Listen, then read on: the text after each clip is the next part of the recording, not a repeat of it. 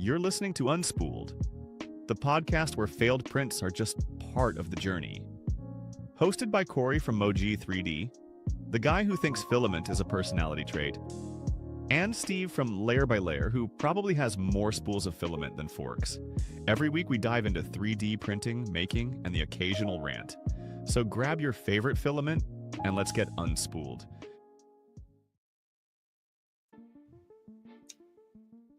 All right, so we should be live, guys. We're live. We are live. So, hey, GTR Dad, I'm a fan of delicious flavor. Anybody else in chat? We are live for episode 8.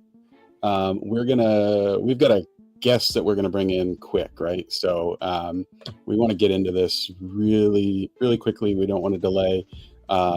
So tonight's episode is PCTG, right? All about PCTG. PETG versus PETG. Which one is better for your application? And the guy we have in tonight is John Schneider from 3D-Fuel. And he's going to kind of answer our questions and tell us all about it. So we're going to go ahead and bring him on right now. Hey, guys. How's it going? Hey, John. Hey, John, how you doing? Good. So, everybody, this is John Schneider, 3D-Fuel. We are going to give him a few minutes just to kind of tell us about himself and 3D-Fuel. Yep. And then we'll kind of dive into the meat and potatoes, and you guys can ask some questions. Yeah, so thanks guys for the introduction. I'm John Schneider. I'm the founder and CEO of 3D-Fuel. We've been manufacturing 3D printer filament in Fargo, North Dakota since about 2015. It's when we got in our first extrusion line. We've certainly gone through a lot of changes over the years, but our focus is on easy to 3D print, but still functional 3D printing materials. We try and use as much of a US supply chain as possible. All of our fulfillment and customer service is also based here in the US. It's a practical thing for us to be doing. So Nice. yeah. So- We've been very excited about PCTG and have been really, really happy that the community has been excited about it as well. So looking forward to answering some questions. That's awesome. Yeah. I've been aware of it for some time, and I've been wanting to try it. So I reached out to John last week, actually. It was really quick. He was awesome to join us because he hasn't had a lot of turnaround. We kind of reached out last week and was like, hey, John, do you want to do this? And he was gracious enough to say yes. And he did send over this PCTG. This is the transparent ruby red. And it's actually, it was awesome that you sent this one because this was the one that I wanted. This is like, this color is, the camera doesn't do it justice. It's even in person. It's like this Merlot wine color. Nice. And it prints awesome. Like it is just, the surface finish is incredible and it's easy to print, which that kind of blew my mind. So, I've used, you had mentioned before, like PCTG isn't new, but it's not something that is as common as PETG or some of the other filament. And what was the reasoning for you guys kind of bringing it more to the forefront and then offering a lot of different variations? Because you guys offer a lot of colors. Like, it's not just the blacks. Real quick, I'm sorry. Can we because everybody may not know what PCTG is. Can you tell us what PCTG is and the difference between that and PETG? Just to kind of because everybody doesn't know. Like, that's right. Yeah, I get it. Some people don't like for the audience. We're so for the audience, not for me at all. So one of the very first things I want to say is that the PC in PCTG does not stand for polycarbonate. That's a very common thing. So if you ever get a spool of PCTG and you're trying to print it and you're like, oh, PC, let's try a polycarbonate profile, that's not the move. We have printing recommendations, but the PC in it, just the PCTG, is polycyclohexylene dimethylene terephthalate glycol modified. So it's quite a mouthful. Like PETG, it is a copolyester. So think of PETG and PCTG as in two different points on the same spectrum of copolyesters. They just have different ratios of what make them up. So in the case of PCTG, it has a higher ratio of something called CHDM, which is the cyclohexylene dimethylene. So Nice. That is one of the things that lends it the much higher impact toughness, the broader and stronger chemical resistance, the reduced moisture absorption rate, and a few other traits as well. Yeah, that was one of the, like, I know you guys refer to it as being tougher, which usually when we refer to toughness versus strength, toughness is the impact resistance. So, like, that was the one thing, because PETG is flexible, but this has equal flexibility with the increased toughness. I would actually say there's more flexibility with that toughness. And you make a really good distinction between impact strength and like tensile strength, for example. So the impact toughness is dramatically higher for PCTG than it is for PETG. We say that it's 5 to 30 times the impact toughness of PETG, and the reason that range is so broad, and people rightfully, are kind of calling us out on it in our marketing, but so much of it comes down to the testing methodology, whether it's whether it's ISO or ASTM testing methodologies. It just handles the impact point, or like the breaking point, a little bit differently.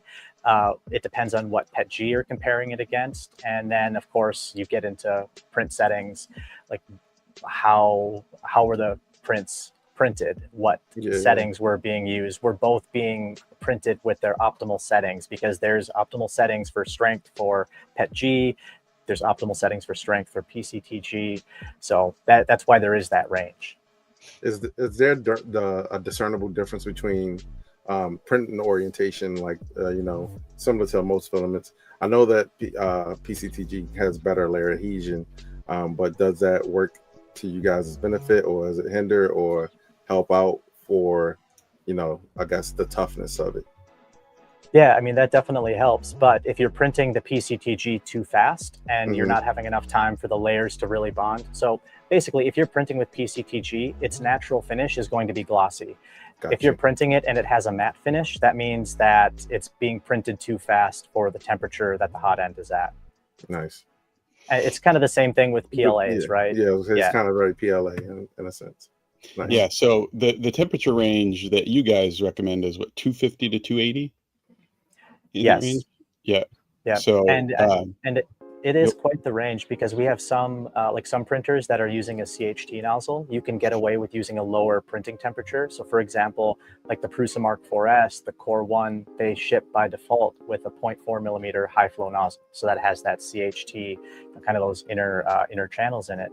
But you compare that with let's just say a Bamboo X1C or a P1S, that's a 0.4 millimeter nozzle that is not high flow. And so you'll want to be printing higher temperatures in order to get the same flow throughput. Okay. Yeah. So with you mentioned like the Prusa and Bamboo, that when I got this filament, I actually got it yesterday.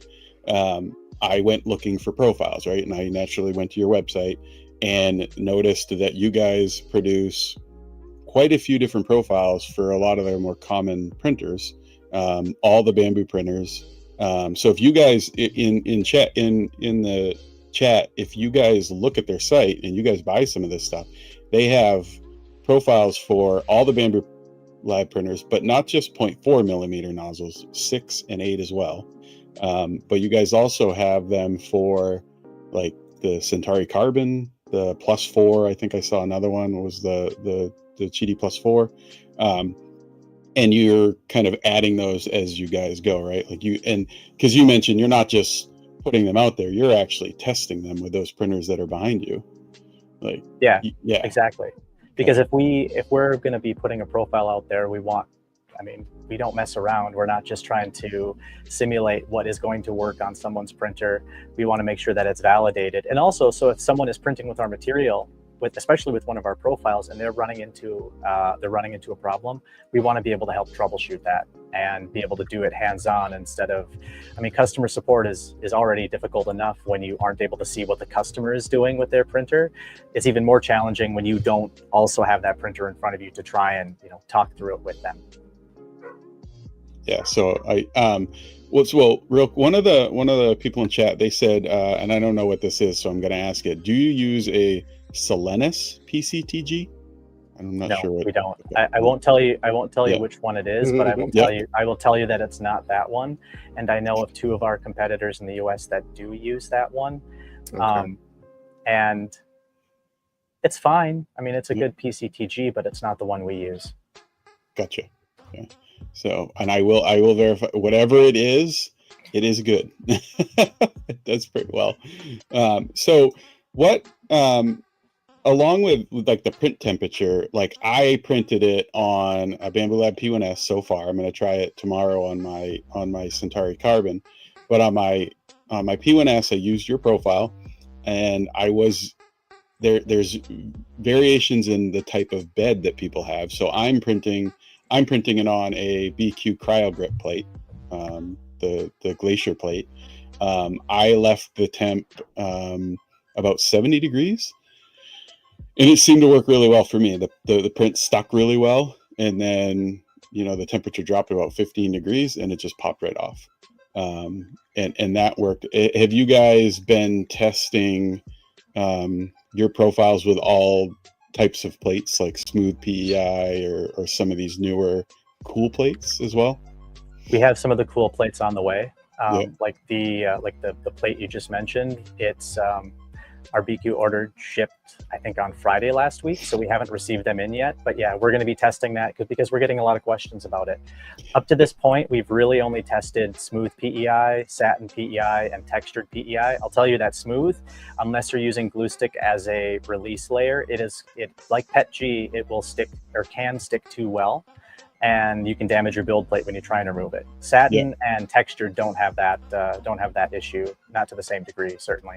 Yeah, because a lot of PETGs, especially like brims, they'll stick and they're really tough to get off unless you've used some type of release agent. Like I use 3D lax. Some people I've heard are using like the Vision Mine or the nanopolymer, stuff like that. But so with this stuff, if you're printing on certain plates, you guys do recommend some type of interference layer or an adhesion just for a release agent. Right. Yeah. And when we're the big thing that we're trying to do is kind of hit the lowest common denominator when it comes to a customer. Like, we want to make sure that if we're building a profile for a printer, that it's with the stock build plate that comes with it, or that we specifically call out a textured PEI plate, because a lot of people are not going to be, they're going to get their printer, they're going to unbox it, they're going to set it up, be all excited. They're maybe not going to be going out and doing a bunch of upgrades before doing their Hello World print. Yeah, that's a good point. I mean, I think, a lot of us, like myself and Steve and a lot of people in the chat, but there are going to be some people in chat and some people that are like what you say, that are just printing on, the stock bamboo plates, probably more so. So it's good that you guys are testing them that way. I think that's really the only way you can test it versus like, you guys obviously can't test every upgraded hot end that is for every printer. That would be crazy. But so and then what about cooling? Is it similar to PETG as far as like the part cooling during printing, or do you want it even less? Surprisingly, no. You want to have the cooling as low as your print can possibly bear. In a lot of our profiles now, we're setting the max cooling fan speed to 40% and having it be longer layer times. Now, the flip side with that, I guess I should say, the reason why you want to do that is you want the previous layer to have as much thermal energy still there when you lay down the next layer. That's going to help maximize your part strength. Mm-hmm. That's also going to help give you a more uniform finish, because otherwise, if your cooling is turned up too high, a few different things are going to happen. One, you can start getting that more of a matte surface finish. You're going to have potentially weaker layer to layer adhesion, so a weaker part. And then third is, it still will, it still will shrink a little bit. And so if you have your fan speed turned way up, that's going to start affecting things like your bed adhesion. And kind of back to your point with the bed temperatures, we're starting to change our original recommendation now that we have more customer feedback. Our original recommendation for a lot of printers was 70 degrees Celsius for the hotbed, and now we're upping that to 80 degrees Celsius. The big reason for that is there's so much more variability in people's 3D printing environments that some people do have a lot of drafts, and where 70C works perfectly in a room where there's not a lot of air movement, in a room where there is a lot of air turbulence, 70C is just too cool.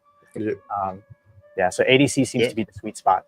So, quick question. So, how long did it take you guys to kind of like dial in your PCTG formula? Like, was it like, a year-long project, or did you, you find the golden apple kind of like right off the top, or how'd that go for you? Full transparency, I had the benefit of working with a company that originally released PCTG. Okay. We're talking way back in 2017. So I already knew, hey, this works as a 3D printing material, but they had originally only used it on big industrial machines. Think like a Stratasys-esque type of 3D printer. And they had never really tried to apply it to desktop 3D printing. And because that's what my background is in desktop, I started doing a lot of print testing just in my apartment with my Bamboo X1C, which that was a very early version of that. But Yeah, it took time to figure out what's the right build surface, what are the good printing settings that get good results on a consistent basis, and that it took time. It definitely took time. Nice. Yeah. One more question. Yeah. So do you feel like it's more of an engineering filament, or is it still kind of like lean towards like hobbyists and beginner projects and stuff like that, applications where like a random person would kind of like, oh, let me grab some PCTG and make this out of it instead of using PLA or PETG or something like that? At this point in time, I would consider it a bridge material. Okay. It is helpful. I mean, it's a much more functional material than PETG is. It can just take so much more abuse than PETG. One of the things, for example, is when you hit anything hard enough, it's going to break, right? Yeah. PETG, a lot of times you hit it, when it fails, it will fail spectacularly. It will explode. It'll shatter. PCTG also has really good compressive strength, and it doesn't shatter in either of those cases. When you hit it, it just breaks. It doesn't deforms. Explode. Oh, okay. Yeah. Okay, cool. But yeah, like it is a pricier material option than a lot of the PETGs that are out there. And if we want to talk about price, we have this material available in 38 colors right now, with another 5 on the way, with carbon fiber variations on the way. There's a lot of R&D that goes into it, going back to the profiles, building all of that out. It just takes time. Our goal is to bring the price point down, but we're just not there yet. So it's it doesn't seem like it's that pricey though. I didn't think so. Yeah, I don't think it's that pricey. The people that are getting $10 spools of PETG, they're it's different use cases. It's different use cases, right? Like $10 for black, and they're manufacturing at a scale that's much larger than what we're doing currently. So like what I found is, as a heavy PETG user, what I noticed really quickly with it is that, so this is a test print that pretty much anybody who's been in 3D printing will print this. And what I noticed with it was bridging seemed to be pretty similar as far as PETG. Its bridging capabilities. Now I can dial that in and test that over the next few weeks through that. But I was impressed with the overhangs. It was able to, and this was done with your profile, so your P1S bamboo profile, and it was able, and I don't even know if you're going to be able to see this, but this is an 80-degree overhang, and it's good. Like, it's passable. You can't. There's no hanging, no droopiness, no anything. So it's able, and a lot of the $10 PETG aren't able to handle that as well, right? Like you get, and this was also printed. This is also an 80-degree overhang, printed enclosed, so top lid on and door closed. A lot of times when you do that with PETG, you get a lot of sagging in the overhangs, because a lot of PETGs don't like to be fully enclosed. Like, you still want to leave the door open a little bit, but to let some of that heat out. But this didn't have a problem with it at all. So for someone like me, like I like my machines to stay enclosed. I like utilizing the filters that come in the machine. My room is filtered. I like to keep any of that VOC and stuff that comes off when you're printing, and help manage that. And this, I'm able to print fully enclosed and not really have to worry about it. I haven't yet.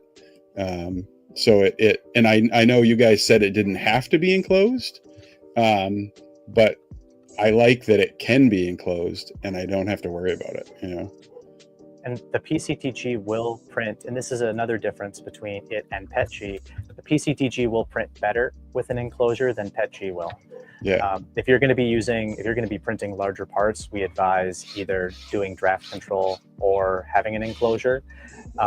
And this also helps with layer-to-layer strength too. So for example, on our H2D, which I have behind me, and also on the GD +4 that we have, we actually set the chamber temp to 45 degrees Celsius, and that helps to improve the layer-to-layer strength. So if you're looking for like ultimate strength, that's going to get you even better performance than just printing with an open air printer. Now you can print it open air. I mean, we have an A1 Mini, we have Prusa Mark 4S, no enclosure, and it prints just fine.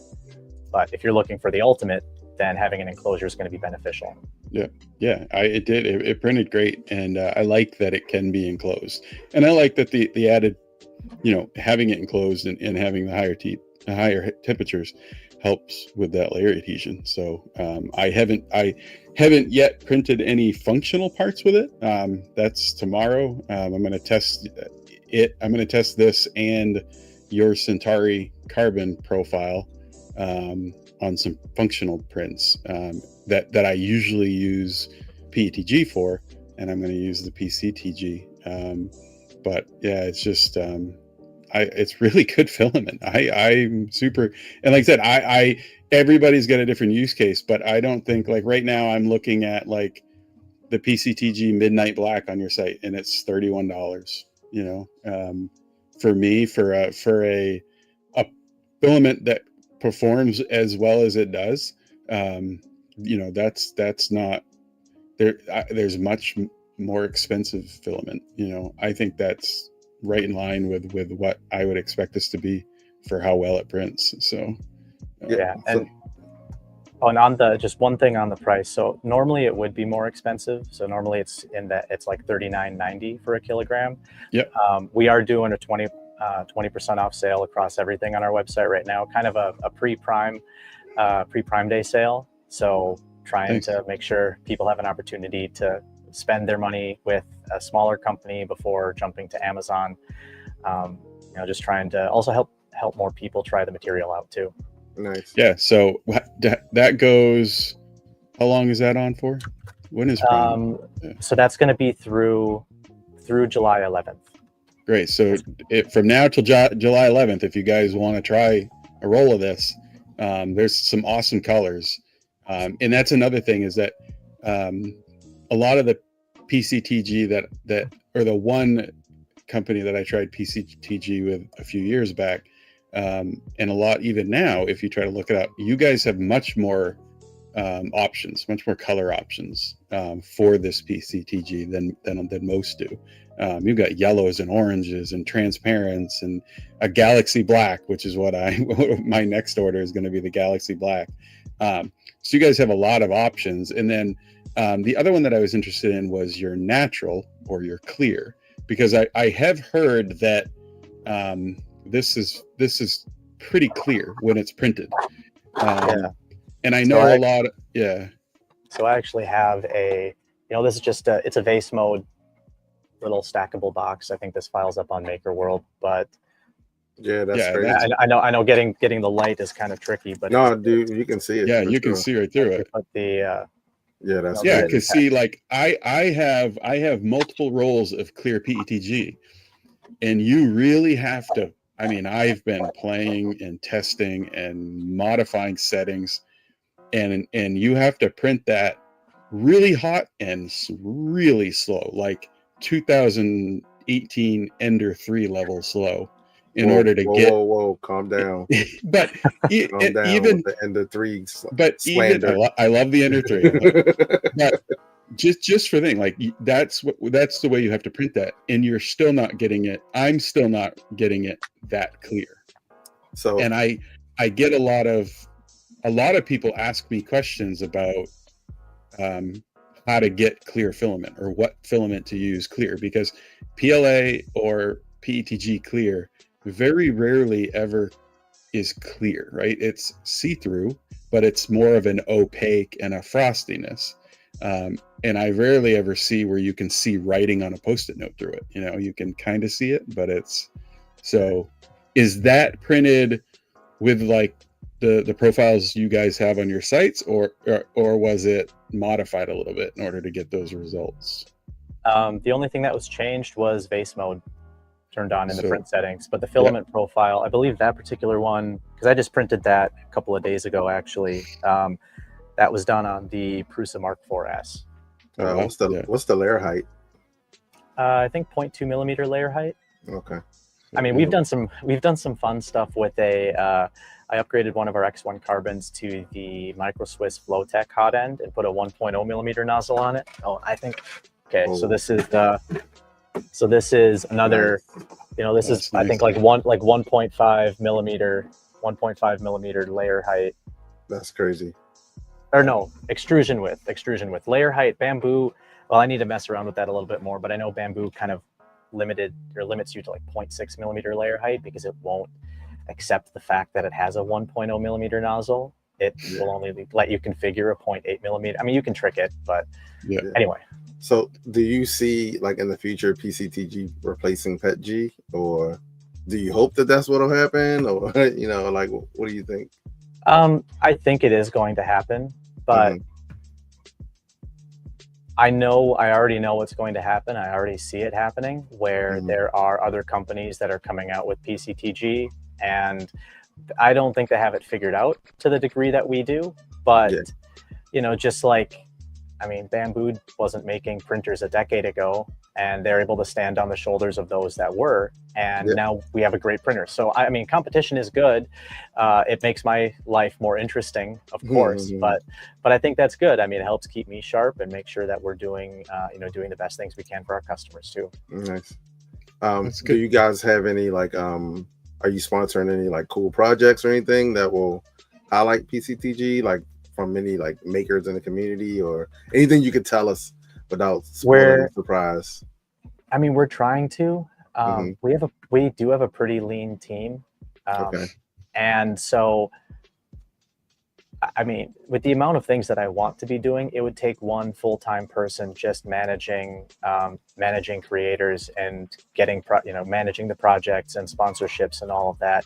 So we're trying to do what we can, but I would love if people approach me with ideas for projects. I'm very open. Yeah, I mean, you guys heard it here first, man. Yeah.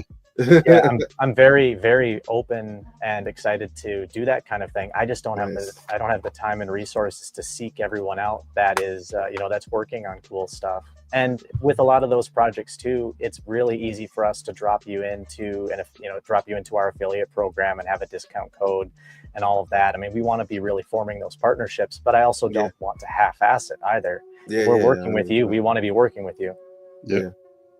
Cool. So what I see, like, for my son's on a FIRST robotics team, we print a lot of PETG parts, and we print that because of the flexibility and everything, but it does a little better than PLA with impact, but if it gets hit, it does come apart.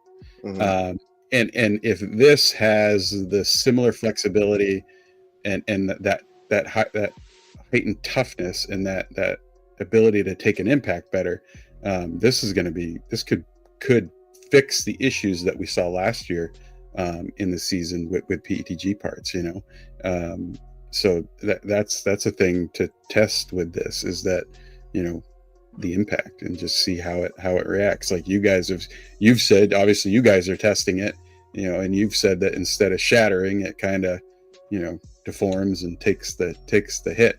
And with like robotics, that's a lot of times what you have, right? Nothing's going to withstand 130-pound machine coming at it at, these things move at like 3.5 meters a second. So they're fast. So you don't necessarily, the part's not going to withstand, but you want it to hold its shape and then just kind of deform a little where it got hit. And if this is able to do that, that could be a huge game changer. What was the first thing I asked you? I was like, you said something. I was like, Death Racer. Yeah. PCTG. I actually have a Death Racer kit that I haven't built yet. I do too. And I may be using. It may be a ruby red because right. That would be insane. I mean, it's a gorgeous color. But I mean, it's just, I like it, and I haven't tested it fully, but I like what you guys are saying that it's capable of doing. That, and I think that if it's more available, then it could definitely replace PETG for me. I print a lot of PETGs. I talk about it with everybody. It's my favorite filament. But just 2 days with this, I could easily see myself in a couple months phasing out my PETG stock and replacing it with this stuff. So it is really that good. Yeah, well, thanks. Yeah. So we're coming down the home stretch. Yeah. I guess, like, do you is there anything that you want to plug? Anything coming up? Any events? Any new filament lines or colors that you want to mention? I mean, the big thing is that we have that 20% off sale going right now. Okay. And we also have quantity discounts that stack on top of that. So like if you're buying 50 spools of filament, that's another 15% discount on top of that. And then we also have our loyalty program. So that's like another 3% off. So, I mean, we want to make sure that we're treating our customers right, and that when we want to make sure they keep coming back. I mean, we make a consumable product. We want to make sure that it's working well for them and that it's something that they want to keep coming back to. I mean, we have another 5 colors of PCTG that are currently in testing. So it's going to be part of what we're calling our toolbox line of PCTG colors. We released the first one already. We call it Toolbox Red. So it's effectively a spot-on color match for Milwaukee Red. We obviously can't call it that, but similar to what Polymaker is doing with, I think, their Power Tool line of colors. I mean, we say we were doing it first, and they just launched their stuff with their high temp PLA before we had a chance to get our Toolbox Red out there. But I think we're going to be tapping the brakes on new colors after that point, because then we're focusing production on getting ready for the holidays, making sure we have everything in stock for just everyone that's 3D printing gifts. And yeah, it's I mean, that October to December timeframe is always a sprint. How many lines are you guys running, if you don't mind sharing? I can't tell you how many lines we currently have, but I will say that we have more production lines on the way, some already en route. Nice. So, Nice. Yeah, we're gonna fill up our Fargo facility here pretty quick, and then we've got to start looking at where the next location is. We have some larger customers. We're seeing if it makes sense to locate a facility closer to them, but those are still in the early stages of getting that figured out. Nice. That's great. That's it's awesome that you guys are growing, in other locations, because it's cool, especially with we kind of talked on one of our streams, number 3, I think it was, when all the prices, everybody was kind of nervous about the prices going up. And there was really a push in the 3D printing community to try to put more focus on the domestically made filament, and the US made filament. So it's really good to see US made filament doing well, a company doing well, and not just doing well, but growing and expanding. That's really cool. It's good to see. Yeah. So. And for us, having a US supply chain isn't a new thing. I mean, we've always focused on that from day one. There's a lot of practical benefits to doing that. Like, for example, all of the PLA that we use for our standard PLA Plus and then our Tough Pro PLA Plus lines, those are all made from NatureWorks. So they're, it's a US based company, or at least it's a US joint venture. And they have their production facility down in Blair, Nebraska. So they're taking grown corn, converting it into the PLA pellets, and then it gets shipped just 6 hours up the interstate to us. So I was about to ask you, were you guys working with NatureWorks? I mean, I see it on the site as well. So that's pretty close to you guys. So that's a big upper hand. Well, it helps to shorten the time from when we place an order to when we receive the raw materials. So exactly. I wouldn't call it just in time inventory, but it's pretty close to it. Same thing with our box company. They're located just down the road from us, and so we're able to place an order for our custom boxes and have them 2 weeks later. Cool. That's awesome. Yeah, it helps helps in a lot of ways. Yeah. So before we wrap up, Wovi in chat, he would like to see the vase mode print again, the clear. Yeah. Clear. Oh yeah. So he says he's going to pick up a spool of the natural. Okay. So I'm going to actually show the text behind it.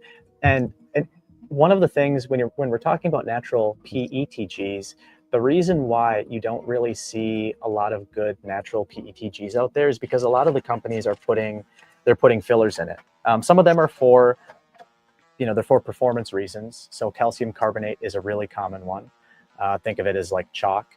and that is what is in a lot of the high flow materials, both PLA and PETG. If you look at Polymakers Polyterra, they did, I mean, this is just genius branding and marketing on their side, where they call it, I think it's 35% mineral content. It's 35% filler. And then it also lends it a matte finish, but you end up with a weaker print as a result of it. But that's how they're able to get the cost down on their Polyterra filament. And they've been able to spin it and sell it as a benefit. So, I mean, I'm honestly, that's awesome on their part. Yeah, for the aesthetic prints, you know, that it lends itself well, where you don't have to worry about that weakened, you know, layer adhesion. But yeah, it's Right. yeah, I and everybody in chat is like, I think they like that clear, because that's one of the things that I hear a lot. I need a filament that's clear, and it's a tough thing to do, and that's one of the best ones I've seen. And we have the 5 clear colors, if you include natural as a color. So you have the transparent ruby red, and then this is another one of them, which is transparent signal orange. So think like turn signal orange, and you can see my finger kind of waving back. Oh, nice. Yeah. And this is it's probably 0.8 millimeters in thickness in that particular section. So yeah, the transparent colors are doing. Got them. I mean, they're doing really well. And then I guess there is one more thing that I wanted to show, which is where is it? So we have our matte black Pro PCTG, and the way that we achieve that matte effect is by using 5% carbon fiber.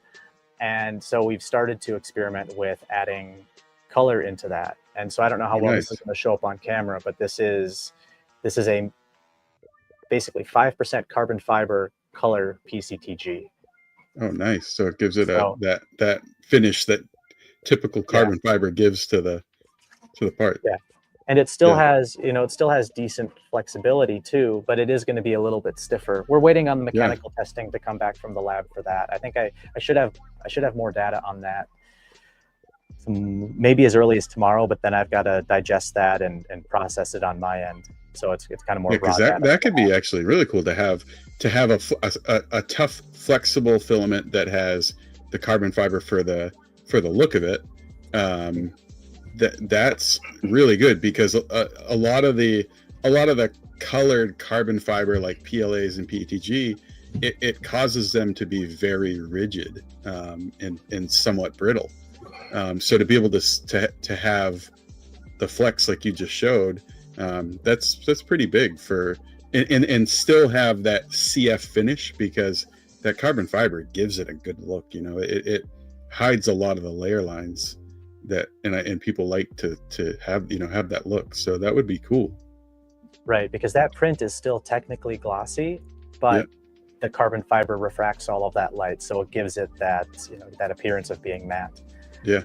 And then we do have another, and this is one of the reasons I'm waiting on the mechanical test data back, but we are going to do a higher carbon fiber percentage loading version of PCTG. That one's just going to be in black, but that one we're expecting to have much better stiffness, because PCTG, it's not going to be good if you need to print something that's really thin and vertical, because it's going to have a little bit too much flex to it. And so sometimes when you put your next layer down, your nozzle can push it to the side. You know, like we're talking really tall, really thin stuff. So yeah.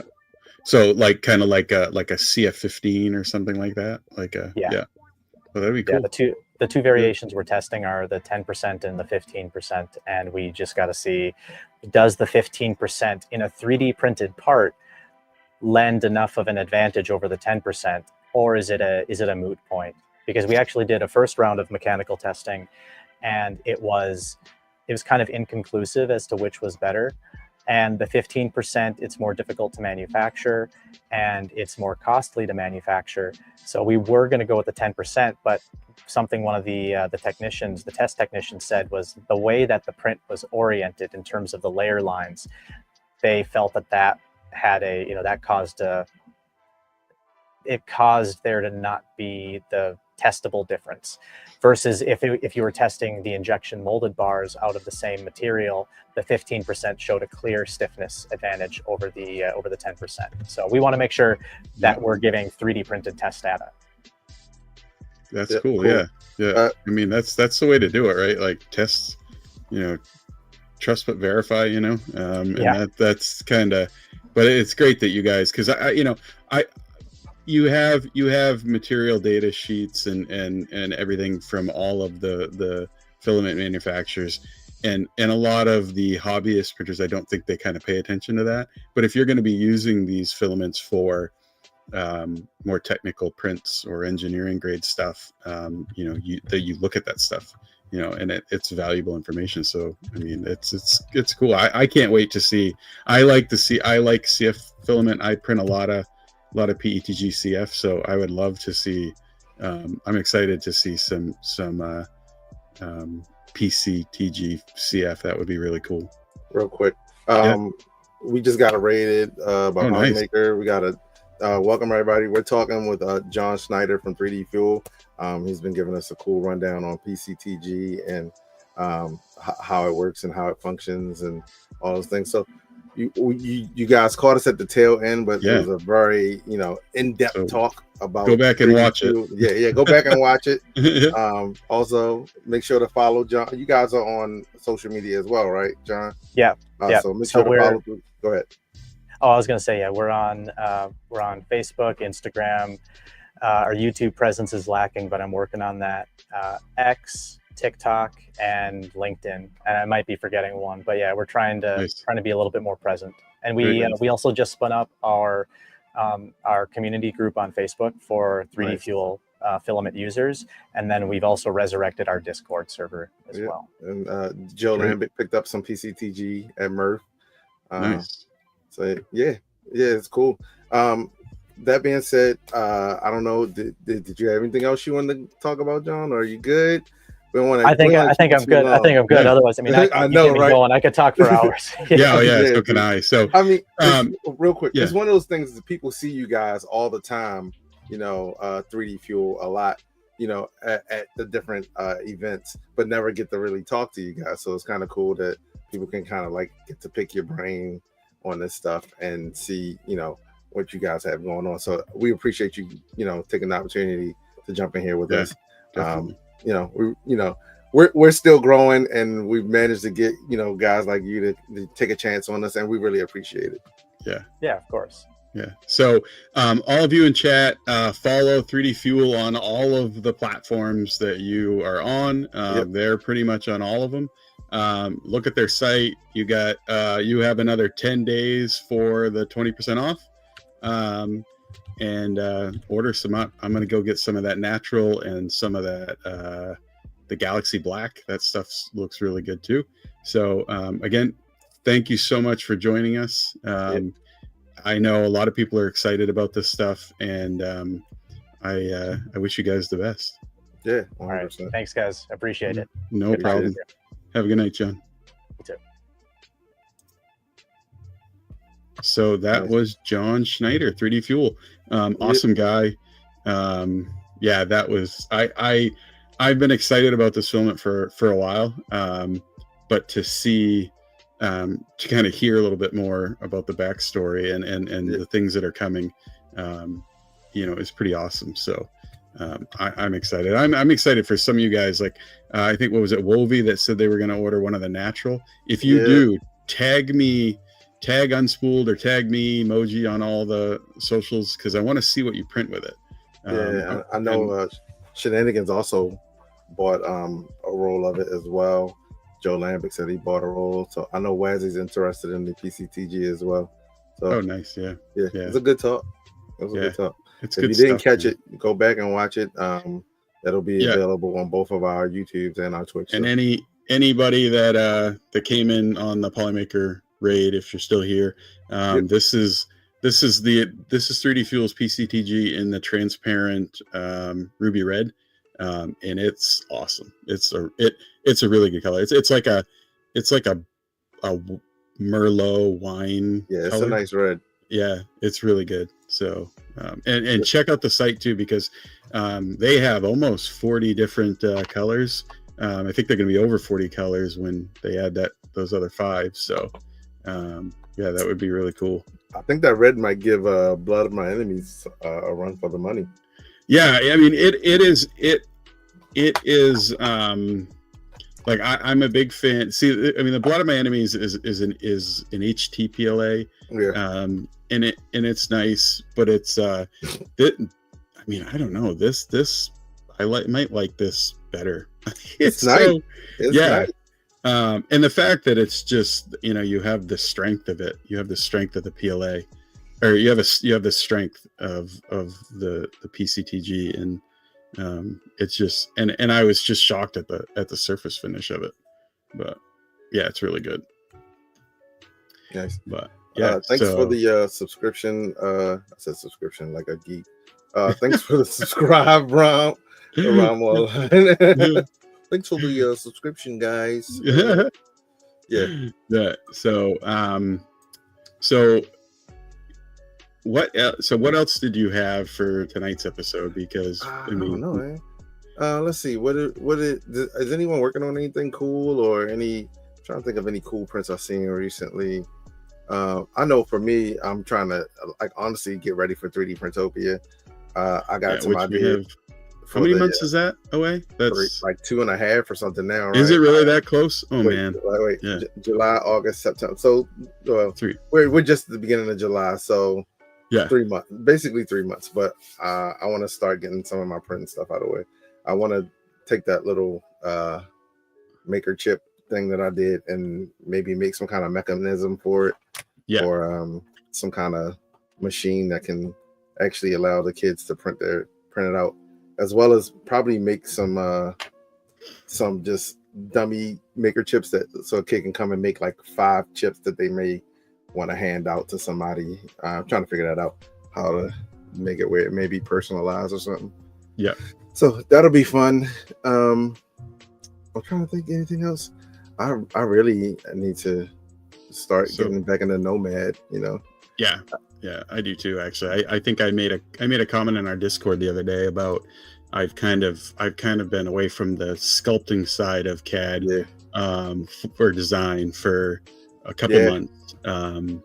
You know, and no reason why. Well, I part of it was I started getting, and I don't know if you saw this, but about 2 months ago, I started getting a lot of messages on like Maker World from people regarding prints, about wanting like basically with comments like, oh, this is a great print, but I want it like this, or can you edit this? Can you know? And and I'm usually like open to it, and I usually will say, oh yeah, you know, and I'll do a revision and put it back up. But like 1 month, all of a sudden, it was like 5-6 a day. Dude, that might have been like some kind of bot or something, dude. I don't know. I was getting bombarded with all of these like. It was actually just Meshy sending it to you. Like, something. You're actually powering Meshy on the back end. It actually caused me to be like, oh my, I don't even want to post. Like I had 3 sculpts that I was gonna post, and I still haven't posted them, and that's been 2 months, I think, because I'm just like, it like wore me out to the point where I was like, oh my god, I don't even want to post a model, because it was like understandable. I was just getting bombarded with it, and it was nuts. But so, and then the other thing that I kind of Unspooled started, and this has taken up a lot of our time. So that kind of put a lot of the design stuff on the back burner. Oh yeah. And then I talked to some people in Discord today that, and it's for some people that know, I am starting a new like studio workshop build on my 3rd floor above me. Yep. And I spent about 4 hours in 130-degree temperature today getting it all cleaned out. And so that's kind of taken up some time. But the heat of it is the temperature up there has kept me away from it a little bit. But I was sporadically in and out of there for a few hours today and thought I was going to die. So yeah, I'm going to have to try to cool that down a little bit before I get back up there to actually start the remodel. I still got to clean up some stuff tomorrow, but so is anybody else working on some cool stuff? Yeah, the Moji 3D man cave. Yeah, that's It's gonna be cool. It'll double my space, but it's also not really quite doubling the square footage. But the layout of it is gonna allow me to have like at least twice the room as far as like printer room and then like work table room. Yeah. So it'll be nice. KT Kevin said he also got a bunch of those requests on Maker World. Yeah, so maybe I don't know. Maybe it was just like a bad month, like a blood moon where people were like getting all weird and crazy, or it was like a bot thing. Because yeah, it was a lot. Tech Jeeper said add some swamp coolers and use VR to experience Smurf. Boom, got him. Yeah. So what? I mean, you said what is a swamp cooler? Is it like one of those fans that blows the mist? Yeah, basically. Like on football fields? Like, yeah, but I don't think initially they had them blowing mist. I think it just was that humid that it like nastied up the floor. The liquid or the moisture out of the air and blew it out of the fan. It was insane, bro. It was like literally cardboard boxes overnight absorb moisture from the air. I had a pillow that absorbed moisture. It was oh, the dog pillow, right? Like, yeah, the dog pillow. It was crazy, man. Like I said, for me, even taking all of that into account, I'll still go back. It's still fun. Is it more just the climate there, or is it the venue that really caused you're in a pole barn, so yeah, it's not made to have HVAC and all that. It's older. Have they ever? I mean, I don't know who the organizers of who does know. Yeah, that's what I keep hearing. But is it? I mean, I wonder if they've thought about moving it to a different. No, dude, I don't think they should. It is what it is. I mean, it is what it is. But I don't want to go to like. Who wants to spend a weekend in a swamp? I think it adds to the story, man. They, it's a free, like Tech Jeeper said, it's a free event. I'm fine with them not putting, not going to the extent of like a Remurf or 3D Printopia. I think the people who come, honestly, you would have a blast. Like outside of the heat, I had my little neck AC on. Yeah. And I picked a good spot. I think next year the center is going to be where everyone's going to be bum rushing to get into. But also they probably won't do the swamp coolers next year. They may try to find some other way of keeping it cool, or they just won't do anything. Who knows? Yeah. But I think the gist of like, I think KT Kevin said it best, is like it's like a traveling circus at this point. Everyone knows everybody. We all come in, do our thing. Everyone packs up, and then we see each other at the next big event. Well, Kevin said the first thing the organizers said is they don't know why people keep coming. Yeah, dude. Honestly, that's what it is. I will gladly buy a $10 ticket for air conditioning.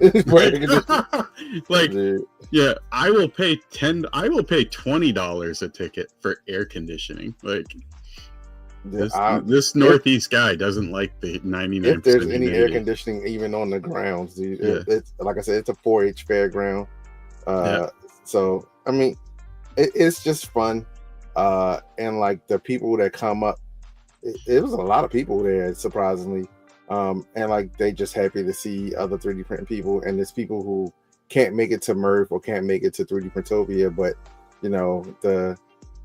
anywhere from 10 to 8 hour drive up to Goshen, Indiana. It's not that big of a deal for them or whatever. Yeah. It's not that far out of their comfort zone, or in some cases not even that far. It's just cool. Yeah. Like I said, I think once the vendors probably stop, if the vendors ever stop coming, then I think that's probably what'll kill it. Because without the vendors, at some point it's just kind of a. Well, it turns into a meet and greet, Yeah, it turns into a meet and greet. Yeah, at that point, you could just have it at Chili's.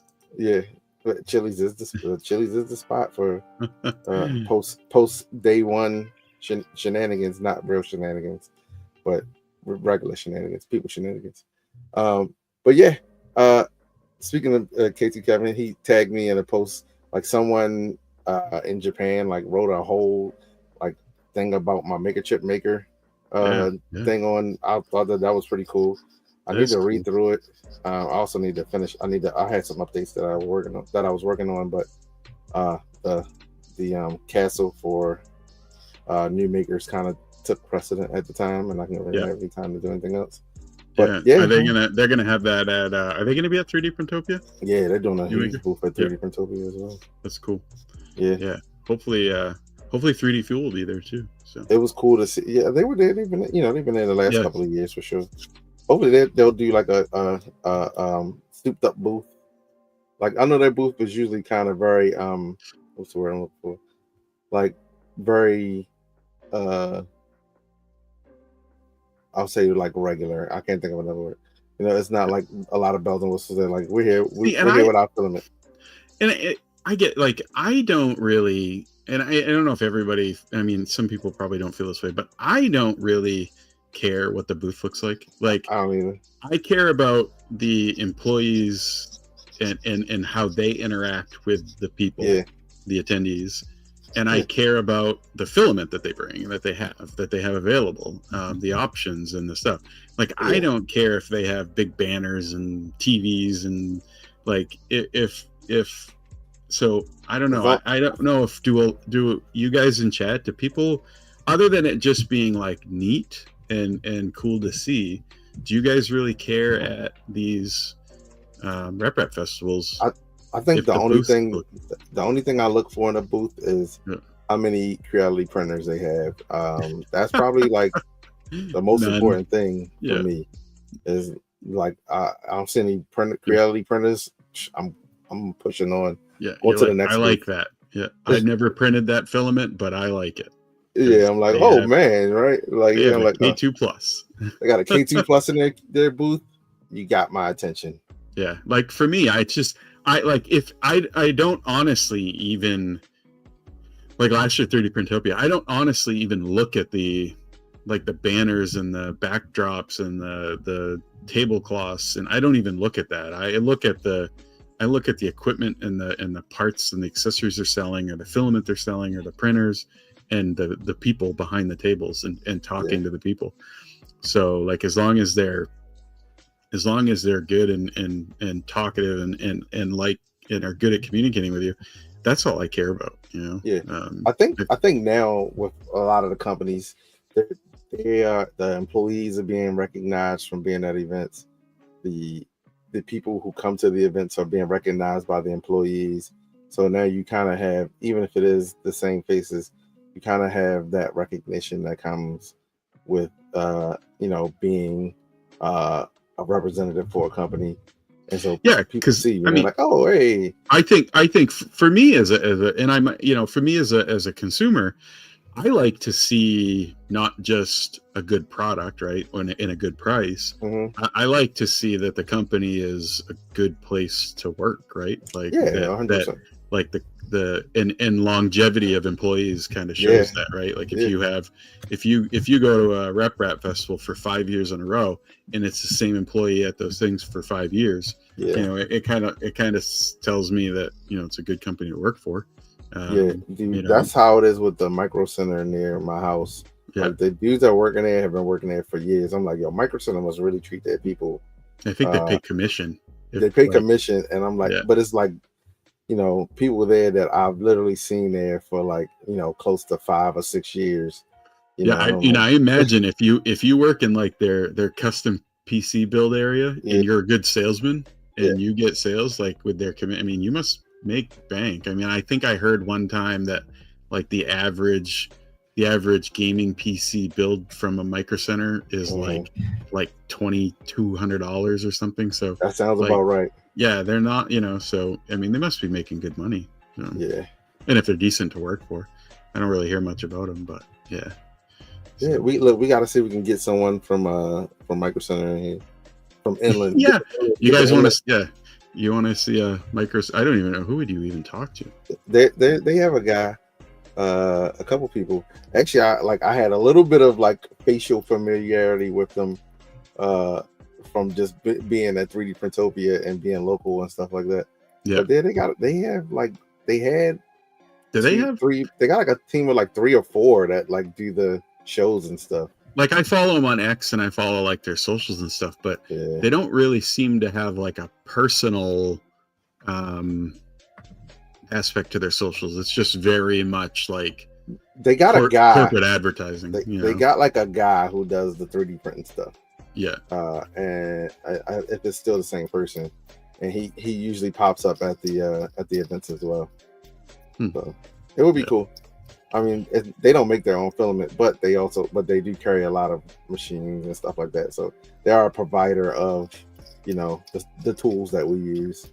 Yeah, so it would be cool. So when's Smurf? Is that after 3D Printopia? That's in December, right? It's in March this year. It's in March? Yeah, it was in December. March. No, they moved it. Oh, it was in December last year. That's right. Yeah. Okay. So Smurf is going to be in Manchester March 7th through the 8th. Let's see. I got a list of what's coming up. So you have, where is it at? 3D Printopia.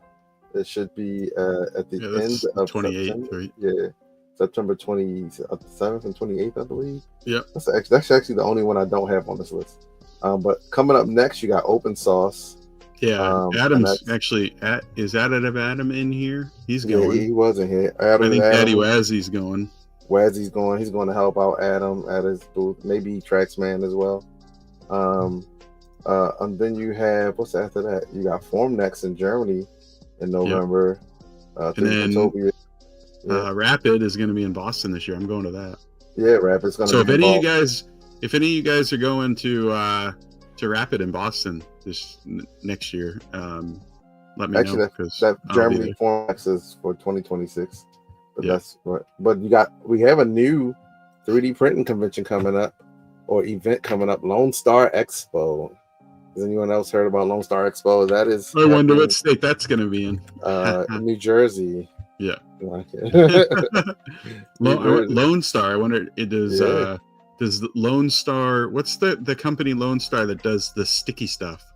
I wonder. Do they have anything to do with it? I don't know. I think it's just because it's in Texas. Yeah. And the sponsor list is grown. You have at the platinum level, new makers, and then at the gold level, you have Print Talk at the dark. I can't. Khadivi. Khadivi had cool plates at Murph. You got How to Texan. Dud D2. Yeah. Lone Star Expo, though, is it 3D printing? It sounds almost like a cosplay. It's Lone Star. It's Lone Star 3D Expo. Oh, 3D Expo, yeah. Yeah. So that'd be cool. Overture, Filament Stories, Asylum Life, all gold sponsors, and then you have several Maker Table sponsors as well. Fix and Dude. They're always picking the hot states. Yeah, right? And it's happening in August 15th through the 16th, 2026. Oh, it's gonna be so hot. Irving Convention Center in Irving, Texas. Look, man, I will not be going to that. Oh my gosh. I am not going there or Murph. I don't like the heat. This is the convention center. You're not standing outside. You're being a convention center. I don't mind the heat. I don't like it when it's like, if it starts to get over 95 with like 99% humidity, I'm done. Like, dude, you're so northeast right now. I am. I mean, I'm from the Boston area, and then I've lived in Maine for the last 25 years. Like nope. But yet I also complain about the winters and the cold, and I don't like the snow. So I'm just never had. I gotta move to like a temperate 75 with a sunny and slight breeze. Is there anywhere in the country like that? No, San Diego. San Diego. Yeah. I should move to southern, like somewhere in California that always has good weather. Palm Springs is a freaking inferno, bro. I loved it though, compared to like Maryland heat, but it is an inferno. Tech Jeeper says, "Suck it up."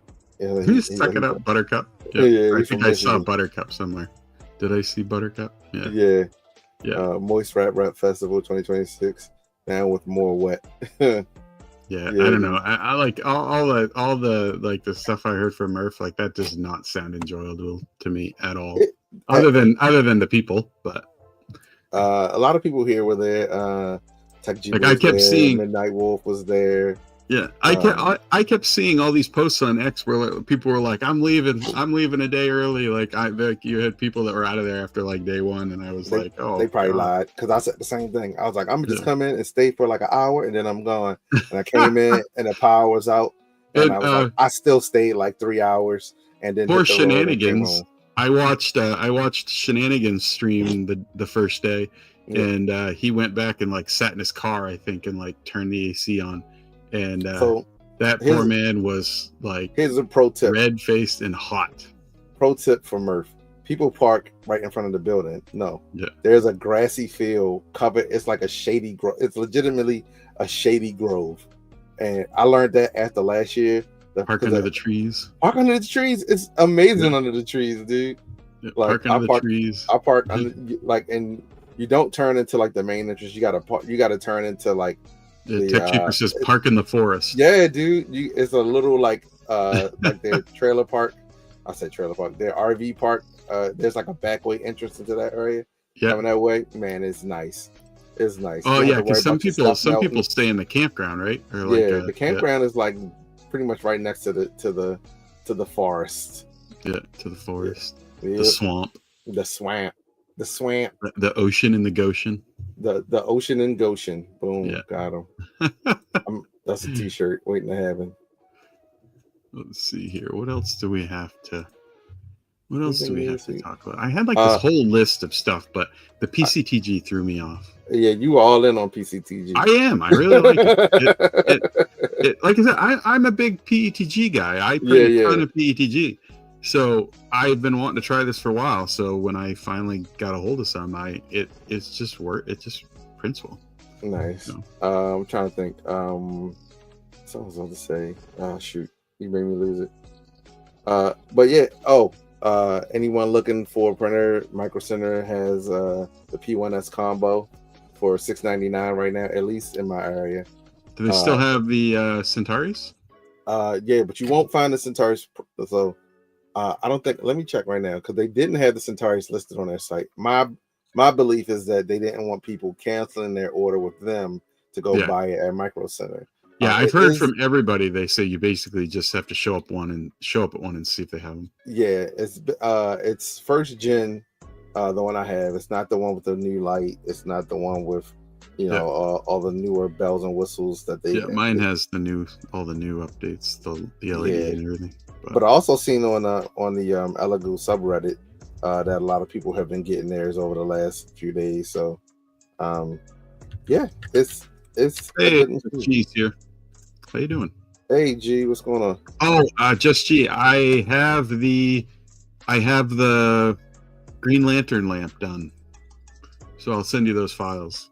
Yeah. So the Centauri is still showing it's sold out, but like I said, go to your store if you live near one, or if you can call and see if they have it. They probably have it in stock. There. So I gotta grab that. I gotta grab that lamp for just G. Oh yeah. Yeah, so they do have it. Like in my store, they had like 20 of them, but on the site it said 0. It said they were sold out. So if you're looking for a Centauri and you don't feel like waiting, head over to find a local Micro Center. I got stuck. Hold on. My headset back on. Yep. Yeah. So it's done. So there's it. So, and I did do the sides, so they actually just spin on, so they're easy to print.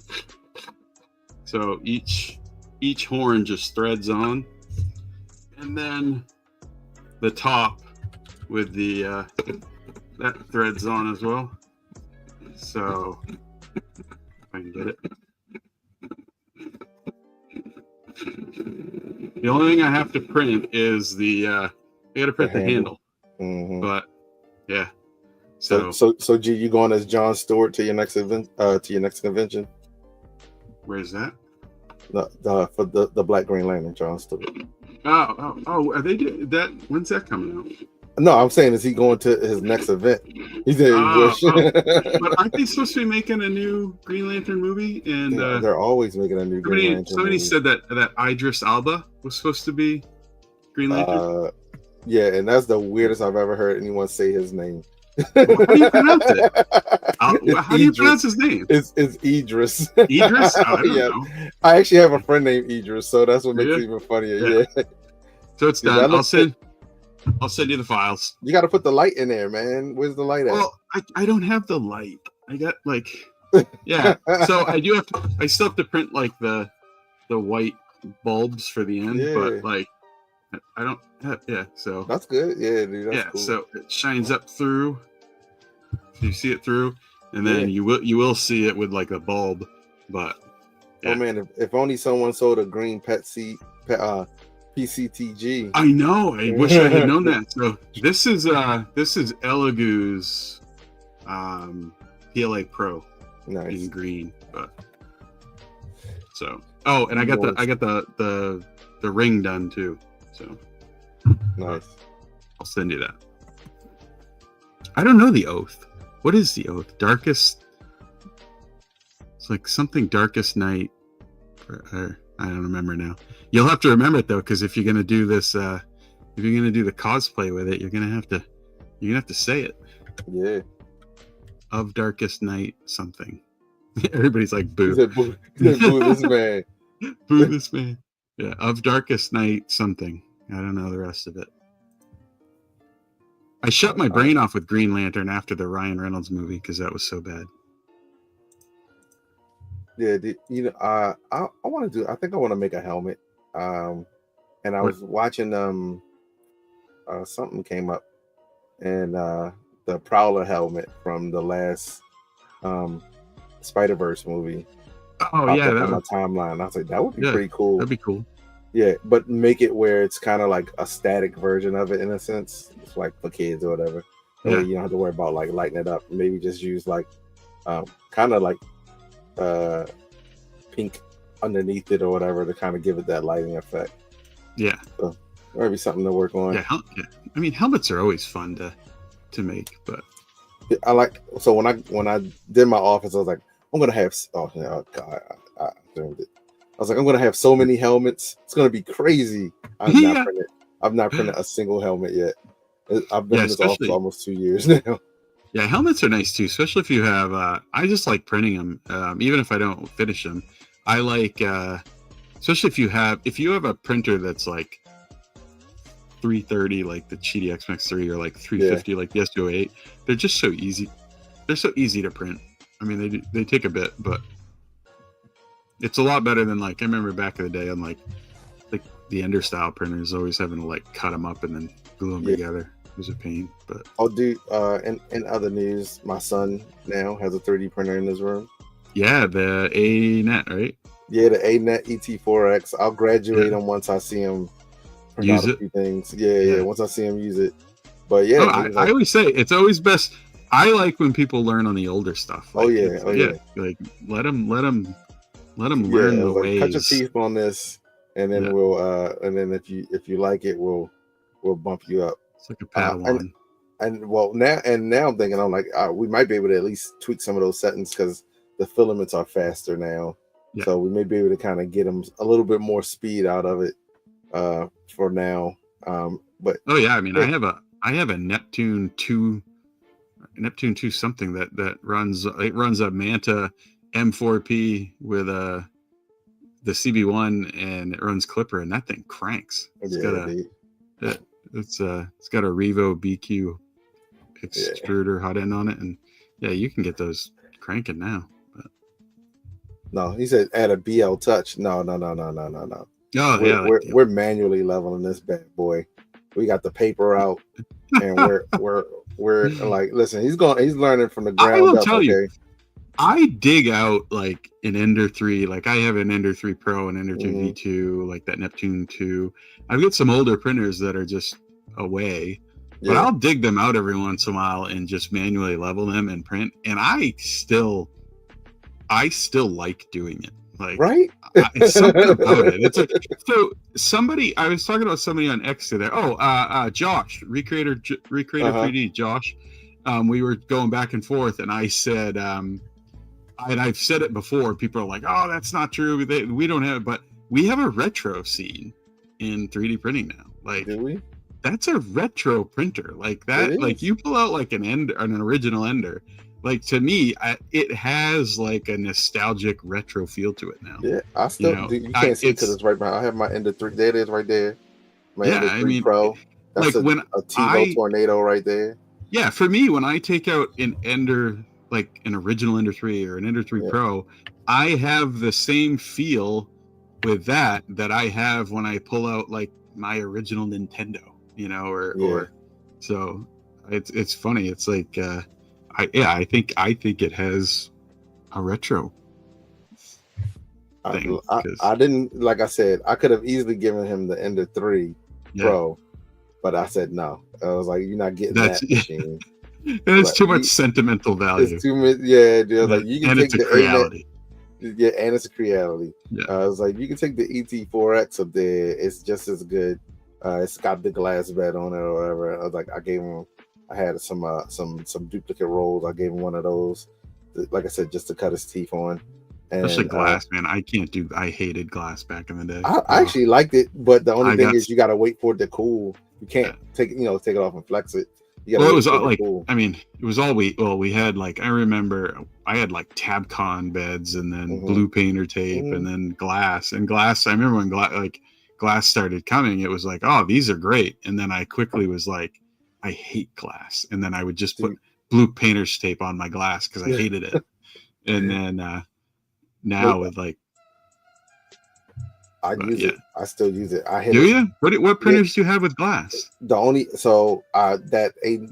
is the one that has glass, but I got a Monoprice Mini Select that I put a glass bed on as well. But the ANET, and all I do is when the print's done, I hit it with an air dust, can of air duster upside downwards, like a quick couple blasts around the edges, and then usually the model will pop right off of it. Yeah. But it didn't take us long to get it dialed in, dude. It was like, we did the first print, like we leveled the bed, did the first print, and he did a calibration cube, and like all the corners came up, like every single corner popped up off the bed.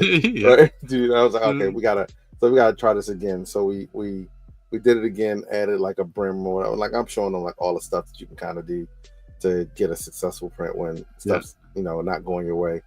And so Adam, he says he likes glass. Aggro, I like glass, but hate manual bed leveling. Like, I don't know. I wouldn't want to do it all the time, but there's something about we're beyond that now. So, but my thing was, this is the easiest way to manually level a bed. It was like when you had the metal bed before you started getting into, when you still had like metal with glass or metal with something else. I would make sure I could still see the screws. I would tighten them all the way down, and I would take a marker and mark from the center of the screw to the bed, right? Like out to like the edge of the bed. And then I would just like I said, with everything tightened down, do that. And then I would just count the rotations, right? And a lot of times you could just count the rotations and kind of get it dialed in. And then you could do your leveling and then say like, oh, okay, I need to do a quarter of a turn here.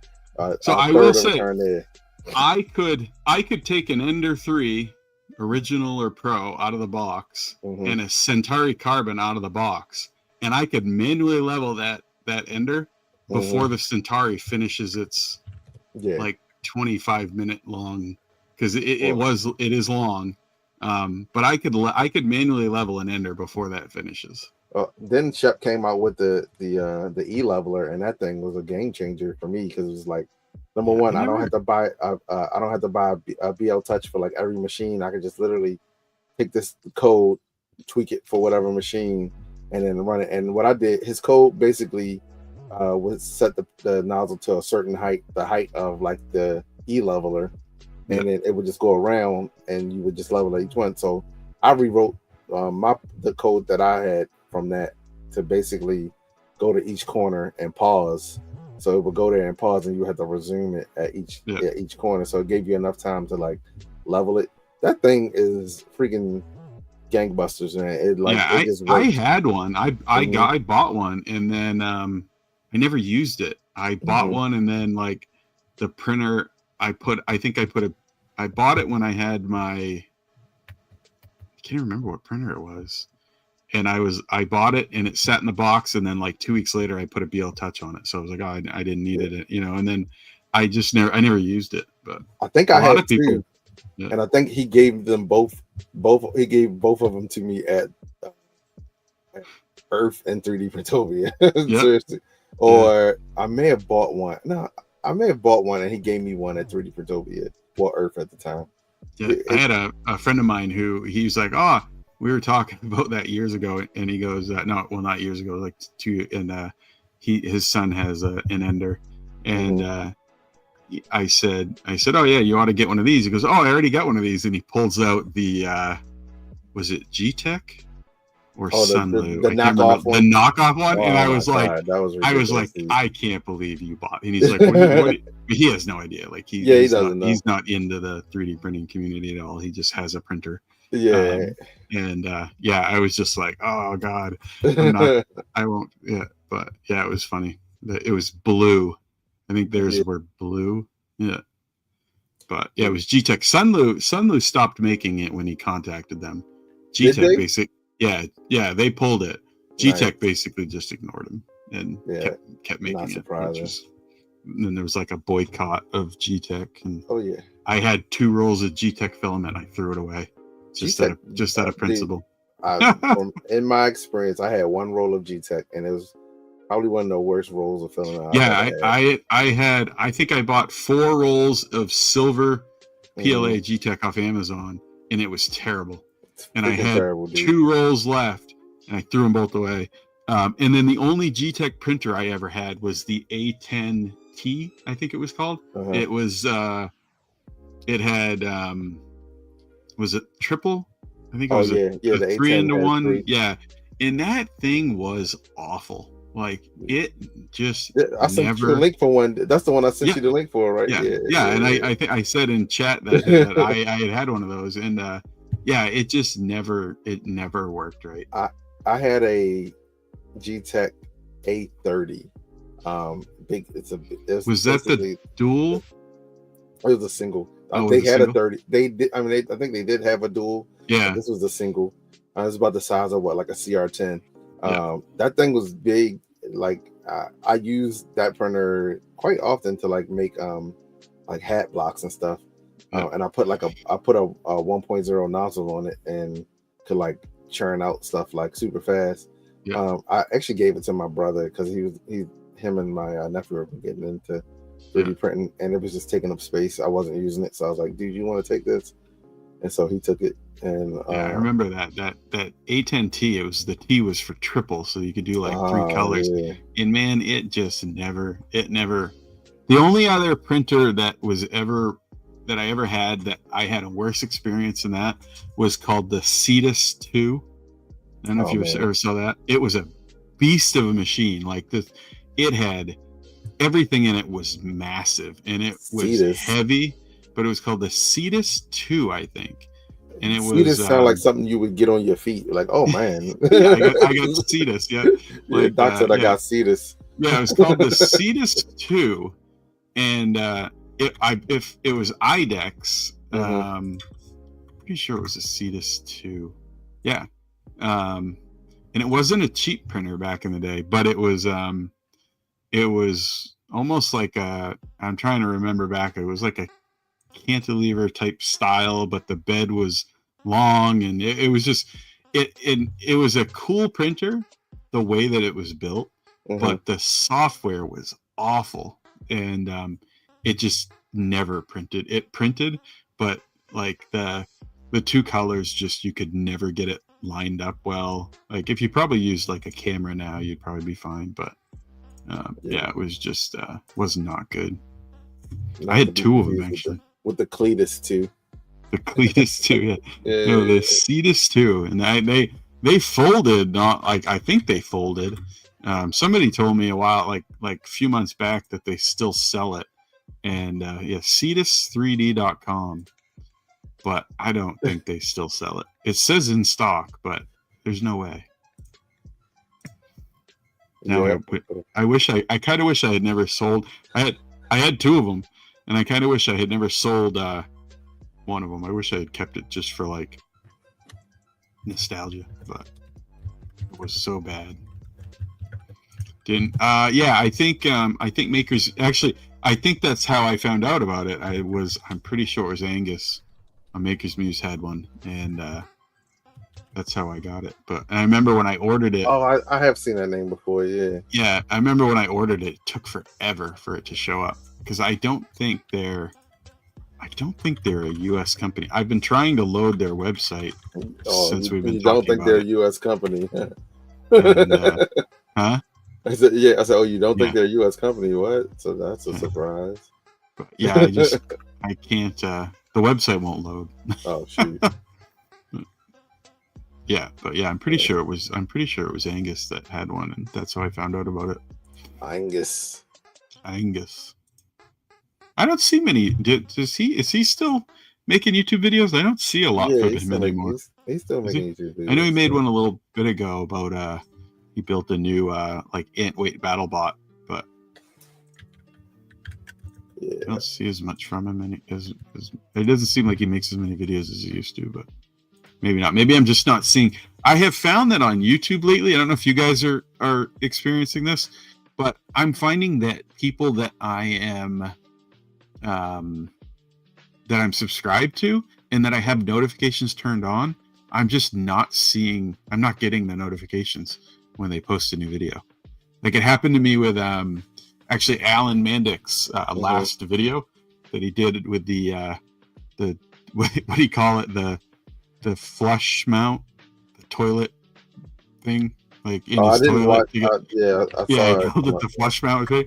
I never got a notification on that video, and I never got one in the one he did right before that either. And I have notifications turned on for him because I always watch all his videos. But yeah, I don't know. It's been weird. Maybe it's just me. I did watch his video on the shelf that he made. That shelf. That looked really good. But yeah, I mean the core one's a nice looking machine too. But yeah, it was that rack was never heard of it. No, never heard of it. It worked. It looked really nice. I liked the lighting he did on it too, and he put these like Did you say you saw the video? Yeah, I saw it. Yeah, he put those two dimmable switches underneath. Yeah. So you could dim that. Yeah, it was pretty cool. It was a good setup. Yeah, Cetus 2 color mixing is what they still sell it. No way. $5.99. I do wonder, like some of these, like I'll say, like some of the fringe machines, like the Lulz bots, and I guess in this case the Cetus. I'm not allowed to talk about the Lulz bot. Who's buying these machines? I just wonder, like sometimes. So I kind of Lulzbot is kind of in the same category as the Fusion F200 for me. Yeah. Overpriced for what it is. But every time I get into a conversation with people, they're always like, but Lulzbot is, they're not consumer, but they go after the commercial customers, and I'm like, I still don't get it. Like I don't get it either. They're too expensive for what they are. Like you can, but everybody's like, oh, it's support and security and blah blah blah, and I'm just like, I can understand some of that, but the only time I've ever seen Lulzbot machines was in a thrift store or like yeah. So I've had two of them. I was never one that was okay with paying their prices, so I never bought a new one. But I did get a Lulzbot. Was it a Taz 6? Mm-hmm.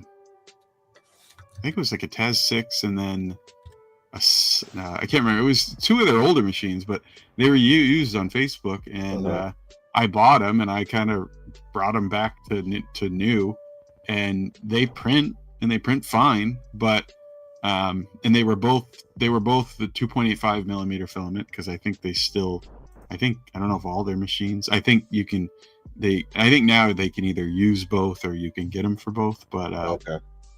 Yeah, so like I'm looking at the Meteor, the Taz 8 Meteor, you can get it in the 1.75 or 2.85. So you can get it in both. You can get it in 3mm, I think. But yeah, and both mine, the ones I bought you, said 2.85, which it was kind of hard at that point to find the 2.85. And they printed and they were fine, but it was just I didn't get the price of it. Like the Taz 8 Meteor 175 right now, it's $5,400. Like, that's nuts. That's a crazy price. Does anybody in chat have a Lulz bot or ever had one? Had any experience with them? Because I've only had the 2 used ones, and I got them for like practically nothing. I think I paid less than $300 for both of them. Yeah. Sideline said that Mahai Designs is back. Oh yeah, I haven't seen. Until you mentioned it, I didn't realize that I hadn't seen any content from that channel in a while. Yeah. I haven't seen him for a while. Did he have was there like a video about why he was gone so long, or did he just? I know some people will do that, like when they have a YouTube channel that's pretty consistent, and then they're gone for a while. A lot of times they'll do what happened to me? I wouldn't do it. I'd do the reverse. I'd act like I was just here. Yeah, you'd be like, "Hey, good to see you. Just saw you not too long ago." Yeah, people would be like, "What?" Like, yeah, I was trying to think, like, if I follow anybody that I'd act like you guys left and I'd been here the whole time. Yeah, like where you been? Where you guys been? Well, it's like Maker's Muse. Like I don't think that he kind of posts like if you're looking at it, like he posted last month, but then the one before that was he basically is posting once a month, and I feel like he used to post much more frequently than that. I think a lot of people are tired of playing the algorithm game. Yeah, maybe. Yeah. Or do people like? I have noticed that, like, I think that when channels get to a certain size, they stop producing as much, and I think a lot of them always tout it as like, I'm now going for quality versus quantity, and I'm wondering if it's really that, or it's just that now they don't have to put out as many videos because they have a certain amount of followers. So now that one video makes as much as their 5 videos a month used to make, because I'm not sure I buy the quality versus quantity for a lot of them.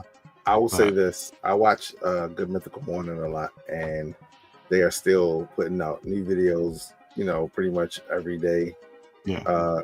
And even if it is the same material, kind of like rehashed, they're still doing it. Channels like Watch Mojo and places like that are still putting out new content. So who knows? I don't like overproduced YouTube videos. It depends for me. I like the videos that feel like it's a guy in the garage, right? Like or a girl in the garage, or like I don't like when YouTube videos are crazy overproduced where I feel like I'm watching a TV show or a commercial. It depends. Certain stuff I do, I'm like, that's perfect. But for me, it's I get tired of the shock face videos. Like it's just, the thumbnails. Like I'll take a happy face thumbnail over the god. That drives me nuts. Yeah, I don't watch. I will not watch that video. Like just off of, like, because I'm like, why are we playing this game? Yeah. So if people, please stop. I agree with you. Please stop doing the shocked face. It doesn't do anything for me. Like, I don't know if anybody in chat, but I like if I see it, it doesn't cut. Like if the title and the information in the video is still interesting to me, like I'll still watch it. Exactly. But I'm watching it with like that thumbnail really bothers me. Like, but because just give me like who actually does it really well? Who's that? is, and obviously he's been doing it forever, and he has like 6 million followers. Is Marcus Brownlee. Like he just Most does. of his is like frown faces, like. Yeah, but he just does a thumbnail of him holding something, and but he never does like, you know, these over the and that's someone who has 20.1 million subscribers. Yeah, he doesn't have to do shock face anymore. No, but like he really never did as long as I can remember. He just posts normal pictures of him with a, and his face is always a reaction of how he felt. Like if it's like I like if he does a review and he's like, I just don't get this product, like the face is always like, oh, he doesn't get that product. Like you can tell on the face. But yeah, I agree. I'm not a big fan of the shocked face. GTR Dad's like, LOL, that face. Yeah. So he knows what we're talking about. That face. Yeah. I was trying to find one because one of the people I follow, I like, have you ever heard of Colin Furze? He does that like underground, the garage and the underground. Yeah. Yep. He does that every once in a while, and I just get a chuckle out of it. But see, I'm locked in though because I'm trying to see what's going to happen with this bunker he's building. Yeah, well, he got it's like the garage is like buttoned up now. Now he's working on like the cart, like the DeLorean lift. Yeah, that should be. I can't wait. Like, yeah, I'm still trying to figure out, does he own his neighbor's house or something? Because I'm like, no, he says he says he doesn't, because when he finished the garage under the driveway or like buttoned it up, he built these like steel painted white picket fence on his side, and then the neighbor on the other side, he made a thing. He said, my neighbor came out and said, oh, I really like that, will you do that on my side too? So he built his neighbor the same fence. His neighbor must be an awesome person. Yeah, because like, I mean, for one, at least where I live, that would never fly. They would never let you do that code wise. No friggin' way. Yeah, no.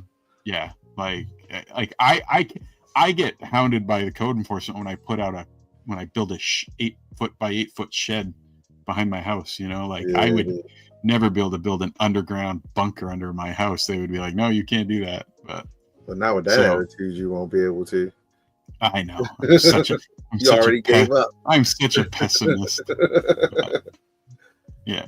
Plus, I can't even imagine how much that cost. Like, he must have millions and millions into that.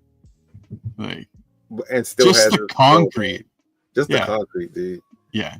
Like, I mean, there were some parts of that concrete pour that was like 3 feet thick. Yeah, that's a lot of concrete. The steel, sheesh. Yeah. And getting the dirt removed, all of that, dude. That's. Yeah. I mean, the dirt removal guy that ran the backhoe, he made like a whole YouTube channel about that. Like he has his own YouTube channel. That's crazy. About like, I can't remember the guy's name, but yeah, like, yeah, it's a cool. I like. I'm a big Colin Furze fan, but we kind of went on a tangent about. We did about YouTube. Content creators. All right, real quick.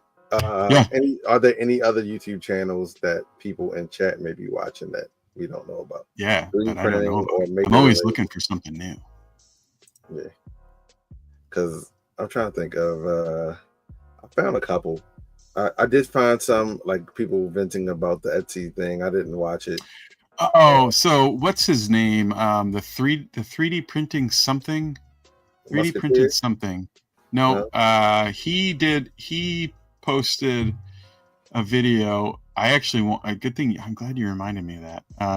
Someone posted a video where he was saying that they said that you couldn't share the conversation. Is that the one you're talking about? No, 3D printed props is the name of the YouTube channel, and his title was Etsy shut down my shop, costing me thousands, and you may be next. According to him, he had an Etsy shop with all of his own designs, and Etsy shut him down cold. Done. And he appealed, saying, "This is my designs. Yeah. and they came back within 20 minutes and said, nope, your appeal is denied and you're done. And when we had the podcast, when we had our show on that, we said, when I talked to them in chat, I said, what if they are my designs and your AI still hits them as being not original content and takes them down? What do I do? And there was no, they were like, you basically appeal or recreate the listing and hope that it doesn't get caught again, because there's no formal way to actually prove that they are your designs. So if this guy's telling the truth, they were all his designs. Is that his YouTube channel? 3D printed. Yeah, props? 3D printed props. But yeah, he's got 37,000 subscribers. It's a pretty decent sized channel. But yeah, that was the one I saw today, and I gave it a watch, and I mean, and then a lot of the comments under the video, like the one I'm looking at right now, personally, I'm glad they did this. Like, I'm sick of my non-commercial files being sold for profit. I reported the sellers. Etsy didn't give a expletive. Yeah, so.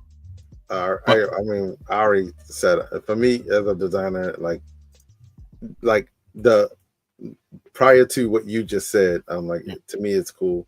Yeah. Because but in this case, in that case, this guy seems like he's just collateral damage of the potentially the new policy and the AI, the system. Yeah. They referred to it in the chat, in my support chat, as the system, and I said, so it's an AI, and they said yes! Exclamation point.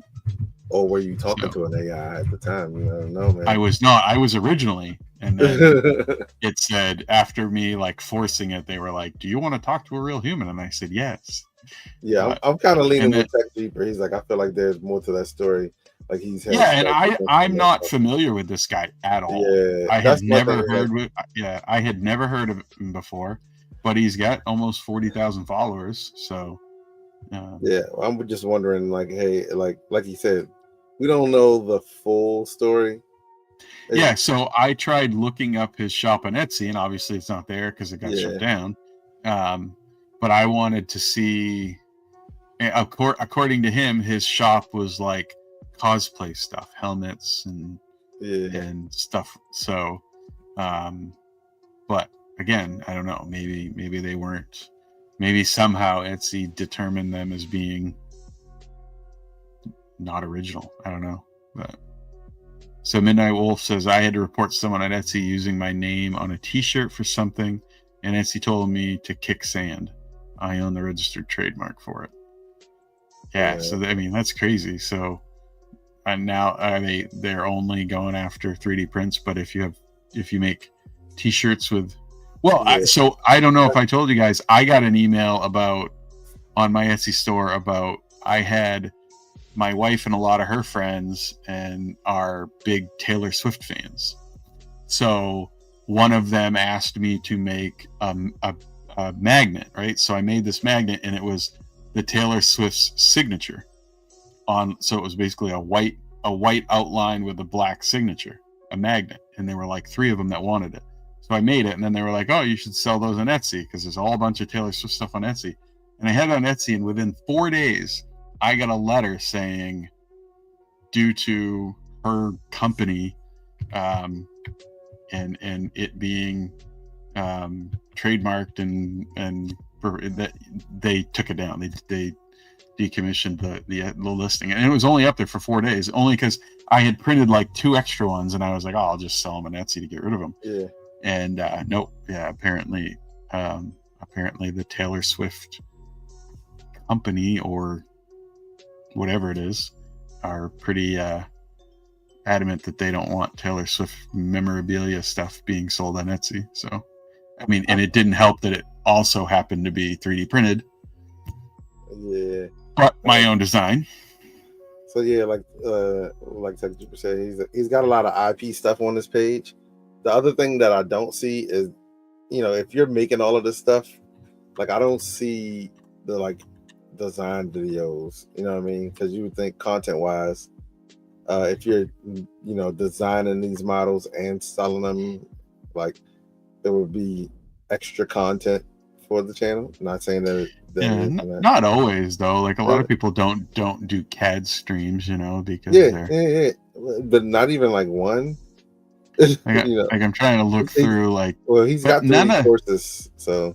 I mean, I will say that none of the models, at least on his website, look like anything that I've seen.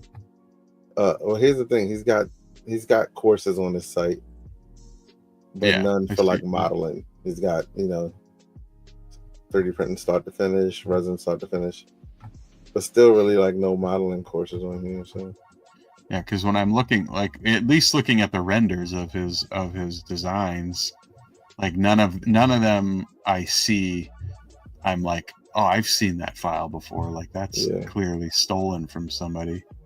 I think my assumption is that they probably looked at his models and probably compared them to other stuff, and after like X amount of strikes, they probably like, okay, this store is using the same content.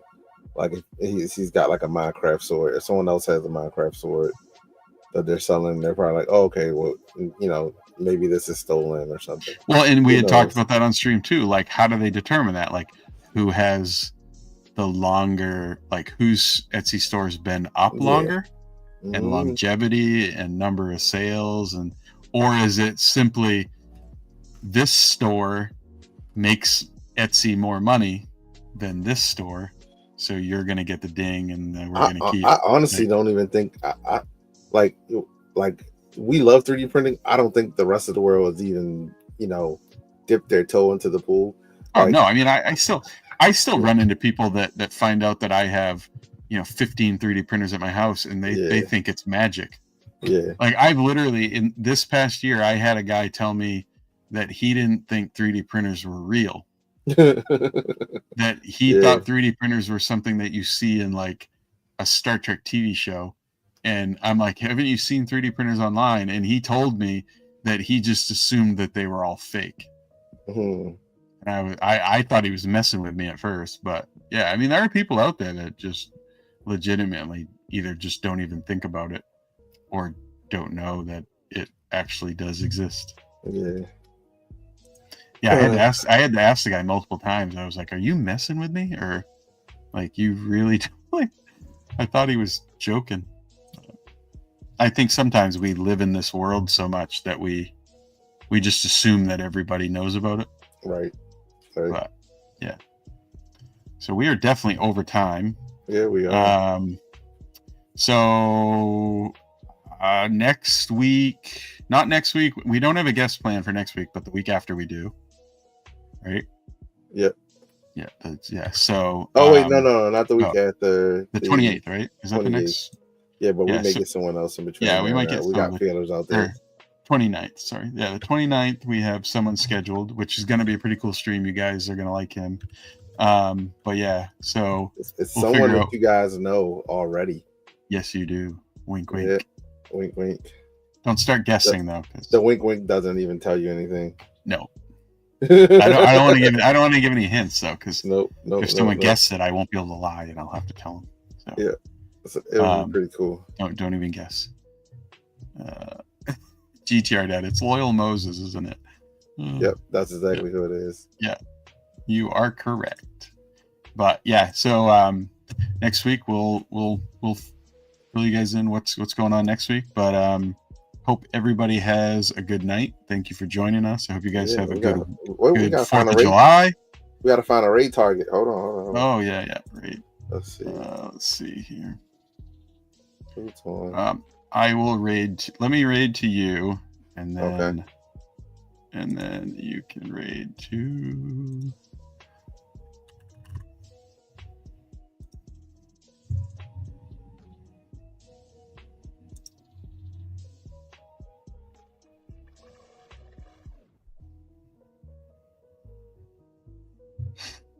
It was like a bucket of water sound in the background of that. I just heard that too. I don't know what that was from. Is that from? I was like, "What was that? A bucket of water?" All right, see you, aggro. Did you rate? You rated to me yet? Yeah. Yeah. Okay. All right. Cool. All right. Let's see. Let's see who we can pick.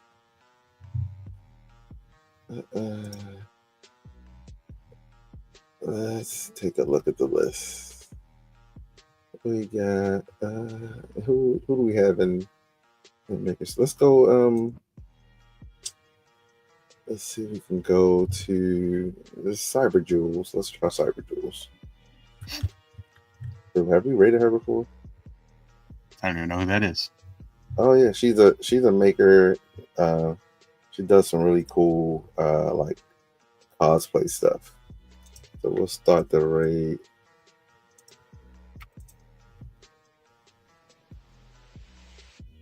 And I think we're on the way. Cool. All right, guys. Well, all right, thank y'all for coming out, man. Thanks for joining us. Have a good night, and we will see you next week. Have a good 4th of July, too. Be safe if you guys are firework people. And we see you guys next week. See ya.